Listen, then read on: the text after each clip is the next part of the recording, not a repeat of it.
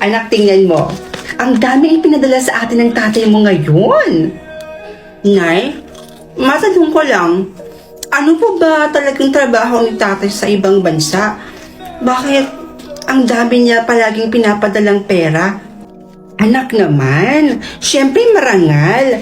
Ano bang iniisip mo na nang-hold up yung tatay mo dun sa abroad?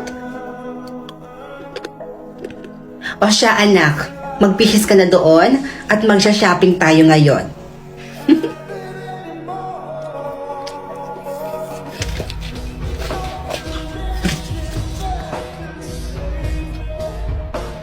Nay, nagpadala na naman ba sa inyo si tatay? Di ba kakapadala lang niya nung isang araw? O bakit anak? Ayaw mo ba ng ganon? Na marami tayong pera? O ito na ha. Ayan, baon mo yan. O yan ako, ubusin mo yung pera mo na yan ha. Kung gusto mo, mag-shopping ka ngayon din. Oo, para mas mabilis maubos yung pera mo. Tapos kapag naubos na, humingi ka sa akin ulit, ha? Ano kaya kayo ng mga kaibigan mo? Puntahan nyo kung ano yung gusto nyong puntahan, mag-travel kayo, ganun-ganon. Gumastos ka lang anak, humingi ka lang sa akin kapag naubos na yung pera mo. Huwag na po, Nay. Itatabi ko na lang ito. Sayang din pang dagdag ng ipon ko. Bala ko kasi sanang bumili ng sasakyan.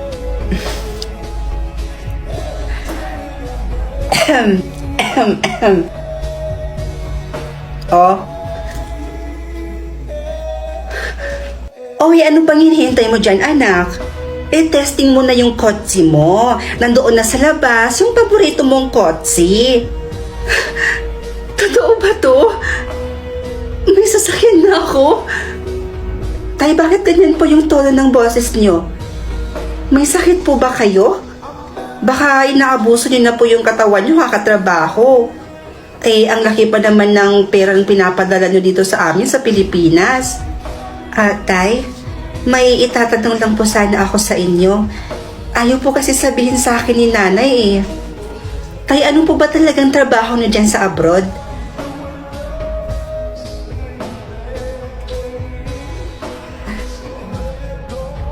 Sige po, tay. I love you too.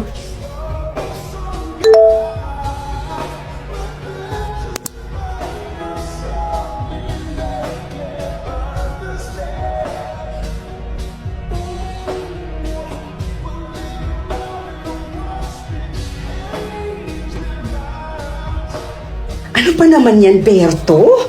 Magpagaling ka na yan. Paano naman tayo yan kapag umuwi ka? Diyan ka na lang? Ano ka ba naman? Magpagaling ka dyan, tapos magtrabaho ka na ulit. Tapos yung pipiliin mo makatrabaho mo, yung walang sakit. Nay, ay, anak, si tatay ba to? Si tatay ba yan? Sabihin niyo sa akin ng totoo, Nay. Ano po ba talagang trabaho ni tatay sa abroad? Bakit ang bilis natin yumaman? Oo na, eto na. Eto na, sasabihin ko na. Ang trabaho kasi ng tatay mo sa Malaysia, anak, isa siyang keyboard actor sa Malaysia. Ano? Nakikipagtalik ang tatay mo sa mga kapwa ng lalaki, anak, para kumita ng malaking pera. Pero ang kapalit naman nito, kailangan daw videohan. All this time, alam nyo yung trabaho ni tatay sa abroad, pero hindi nyo siya pinigilan? Pero anak, alam mo namang kahit isang tuka lang tayo noon.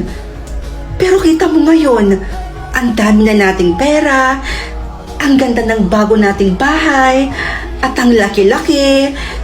Tapos nabibili na natin lahat ng gusto natin. 'Di ba? Dahil lang yun sa trabaho ng tatay mo, anak. Wala akong pakialam, Nay. Kahit maubos pa lahat ng naipundar natin, makauwi lang si tatay dito ng buhay. Uuwi dito si tatay at dito siya magpapagaling ng sakit niya. Wala akong pakialam kung maghirap man tayo ulit. At kapag hindi mo pinauwi si tatay, tandaan mo to, Nay. Kalimutan mo nang may anak ka pa.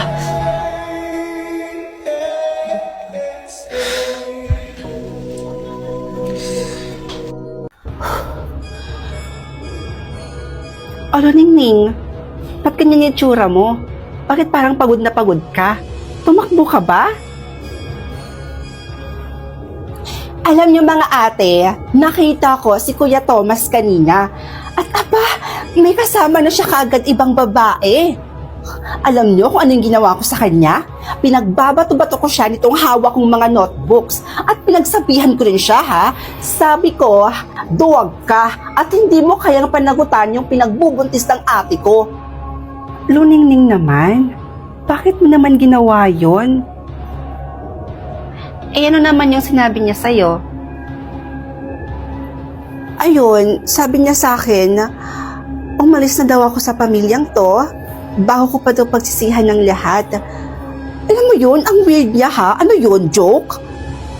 May malagim na sikreto daw yung pamilya natin, kaya hangat maaga pa raw, umalis na lang daw ako. At hindi daw siya ang ama ng pinagbubuntis mo, ate. Eh, sino ama ng batang dinadala mo? Eh, siya naman yung naging boyfriend mo, di ba? At wala nang iba. Siya lang naman yung gumagalaw sa'yo gabi-gabi at naririnig ko dyan sa kwarto ninyo. So, sino pa yung maging ama ng dinadala mo? Kundi siya lang, di ba? Patawa siya. Iyang dinadala ng ate Jowan mo at itong anak ko at yung magiging anak mo magdadala ng biyaya sa tahanang ito. Hindi ka pa buntis, pero pagsapit ng 18 mo, pwede na.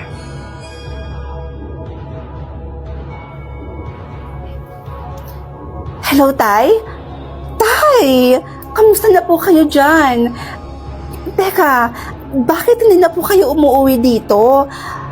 May problema po ba? Nagkagalit po ba kayo nila ate? Ano po? Sabihin niyo sa akin, Tay.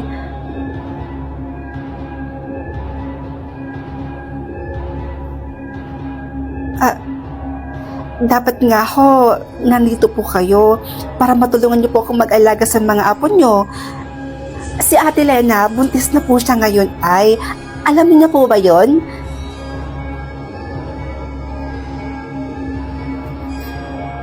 Tay, ano pong pinagsasabi niyo? Hindi ko po kayo maintindihan.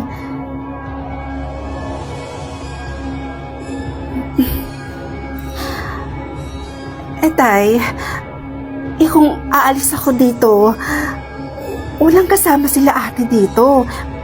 Paano naman po sila?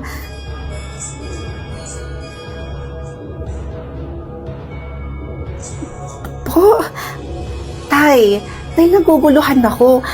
Ano po bang ibig niyo sabihin? Okay, akala ko ba magre-review ka? Sino yung kausap mo? Wala po ate. Kausap ko lang po yung barkada ko.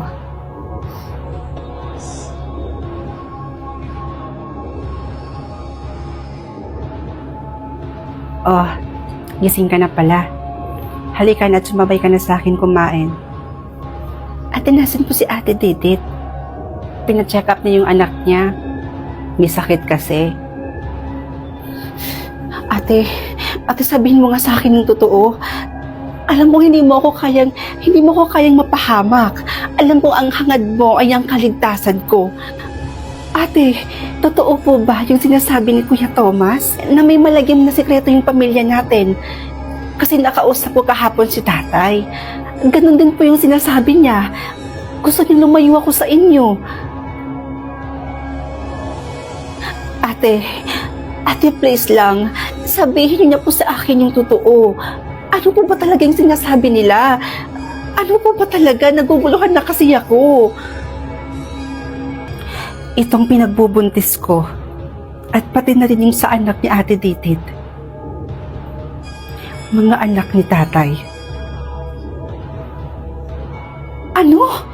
Si Ate Didit, sumama siya sa mga kulto At ito ang mga traditional ritual nila ang magpabuntis sa sarili mong ama. Nagpakalayo-layo na si tatay para sa'yo dahil ayaw nang maranasan mo pa ang lahat ng dinanas namin. Pinilit nila akong makipagtalik noong mga gabing yun kay tatay. At nalaban ito ni Thomas. Kaya niya ako hiniwalayan. Dahil hindi niya man talaga to anak. Dahil anak to ni tatay. At kahit sa ang lupalop pa mang pumunta si tatay, hahanapin pa rin siya nila. Ikaw, Luningning, kahit lumayas ka pa,